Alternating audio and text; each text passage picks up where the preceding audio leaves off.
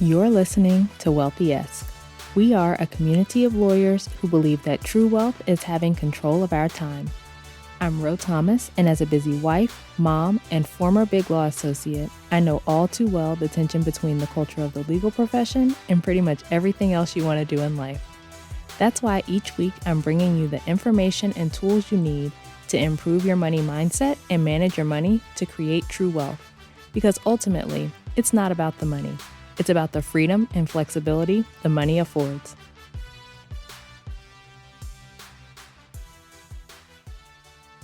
Hey, friend. Welcome back to the show. I hope you're doing well and having an amazing day so far.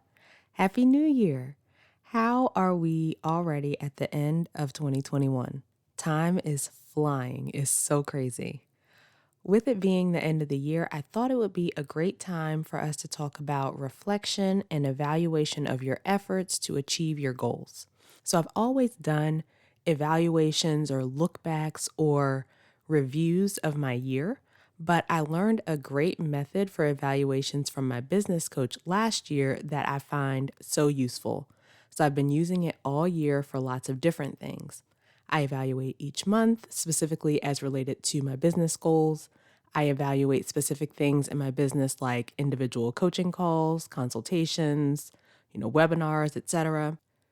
I evaluate my parenting, like reflecting on my day, especially if it was a particularly rough one with my kids, and apply this process.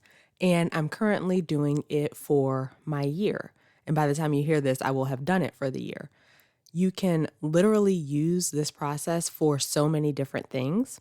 I teach all my clients to do it for their monthly efforts with their money, and I'm going to teach it to you today.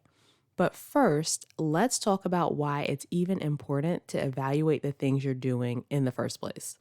Evaluations let you know how you're doing as you work to achieve your goals. So you can see if you're on track or if you need to tweak something. And you can easily see which things are working that you want to keep doing and which things need to change. When you evaluate, you know exactly what you need to do going forward and can make a plan. Often we set goals and don't ever look at them again. We don't take the time to figure out whether our efforts are working or not. We just keep doing the same things over and over again and often staying in the same place year after year. So when you evaluate, you're able to move yourself forward so much more quickly because you can see, okay, this thing is good, so I'm going to keep doing this. And that thing isn't working, so I'm going to stop doing that and try this other thing over here and see what happens. And that's basically the method of evaluating that my coach taught me. When you're evaluating, you look at what worked, what didn't work, and what you're going to do differently next time. And it doesn't have to be super long, maybe, 2 or 3 things for each category. But you always want to start with what worked because our human brains are wired to find all the problems and everything that's wrong. And then your lawyer training is going to heighten that, right? If you're anything like me, you can easily find all the things that didn't work and all the things that went wrong, and you're hypercritical of yourself. And if it's not exactly perfectly right, then you failed, right? All of that.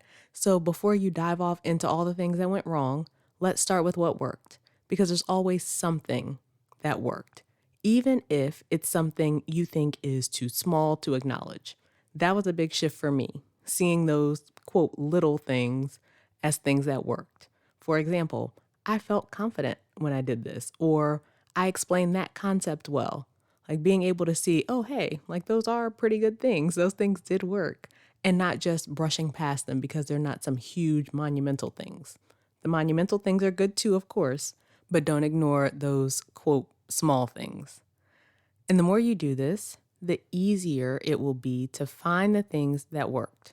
So you're training your brain to look for the things that went well. And each time you acknowledge them, it's like little mini celebrations of the good things. So in the evaluation process, thinking about all the things that worked will shift your brain to a more positive place. And then from there, you can look at the things that didn't work.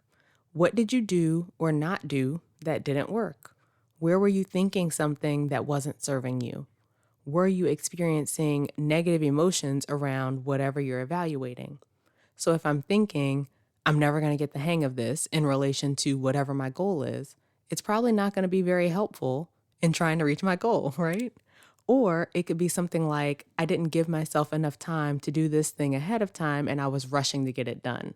And I'm going to give you some actual examples of things that have come up in my clients' evaluations so you can see specifically how you can apply this to your money as well.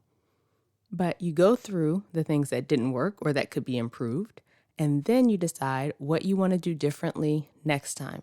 And when you're looking at what you want to do differently next time, you want to tie it to those things that didn't work. So you know that these things don't work. How are you going to change it up next time to see how the result changes?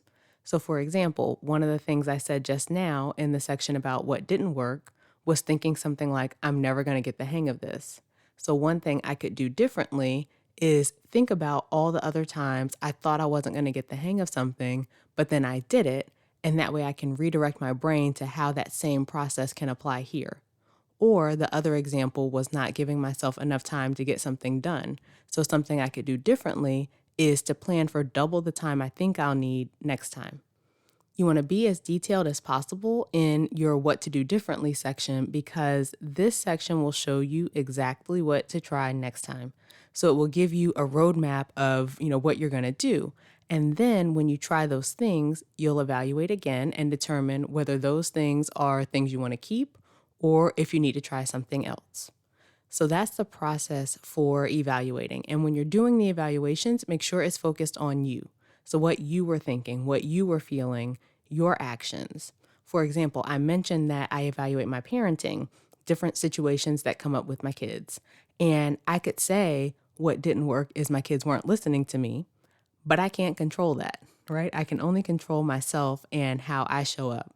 So real life example, one day I told my kids it was time to clean up their toys for quiet time because they're both refusing to nap these days. So we do quiet time instead of nap time. But they said, okay. And when I came back, they were still playing. And I reminded them a couple of times, like, hey, it's time to clean up. It's time to go upstairs. And after reminding them, third or fourth time, and they still hadn't done it, I got frustrated and I yelled. And when I was thinking about the situation after the fact, like doing my evaluation, if I said my kids weren't listening to me in the what didn't work section, what was I going to put in the what to do differently section, right? I can't control whether they decide to listen the first time or not.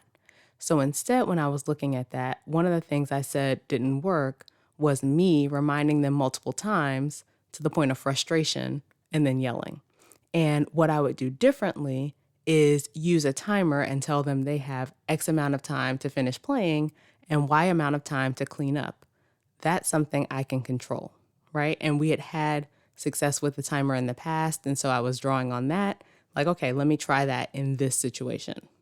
All right, so now let me give you some examples of things my clients have included in these sections in their evaluations each month to give you some ideas of the kinds of things you can be looking at as you start evaluating your financial progress each month and working to improve your money. So some things that they've put in the what works section: feeling confident, staying under budget for most categories. I was able to pay the amount I wanted toward debt. I planned ahead for flights for vacation. I decreased my spending in certain categories. And this came up for multiple clients, and usually it was something like eating out or entertainment. I thought this process was easy.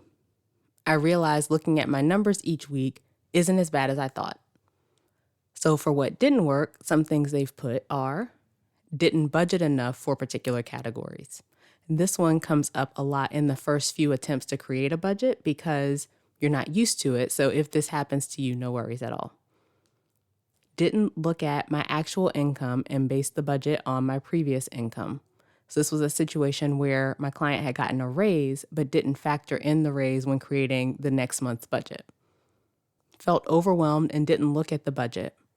Went over budget in my problem categories. And often those problem categories for different clients is restaurants and ordering food. So that was a few clients' sections on like what didn't work.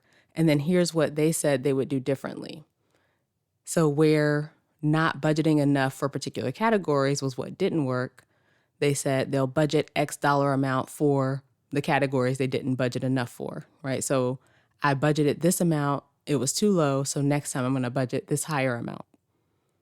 For the client who didn't look at the actual income and based the budget on previous income, they said, review my actual income for the month and budget accordingly. For the client who felt overwhelmed and didn't look at the budget, what they'll do differently is explore why I felt overwhelmed by the budget. And then this is something that I coached her on. And then finally, for the clients who went over budget in their problem categories, what they do differently was something in the realm of creating a plan for how to stay under budget in the problem area. And a great example here for one client, his problem area was going out to eat. And so he decided to divide up his budget for going out to eat and decide how much he was going to spend per week and then keep track that way. And it's been working really well for him. So as you can see, with each of these, the client has a tangible action plan for how to move forward to avoid the things that didn't work and get themselves back on track. That is how you keep improving your money results month after month. So my clients are hitting their goals way faster than they ever thought possible, in part because they're implementing this process. This could be you. We're headed into a new year, and there's never been a better time to get serious about achieving all your money goals.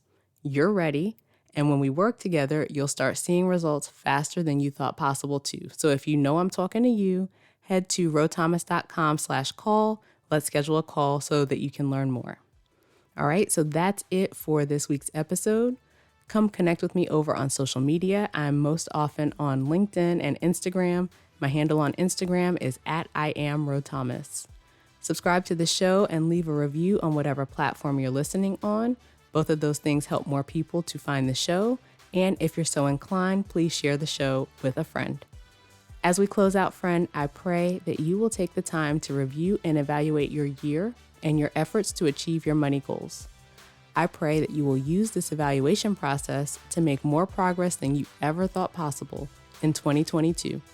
And as always, I pray that you continue to take steps to regain control of your time, build wealth, and live the life of freedom and choice you deserve. Happy New Year. Talk to you later.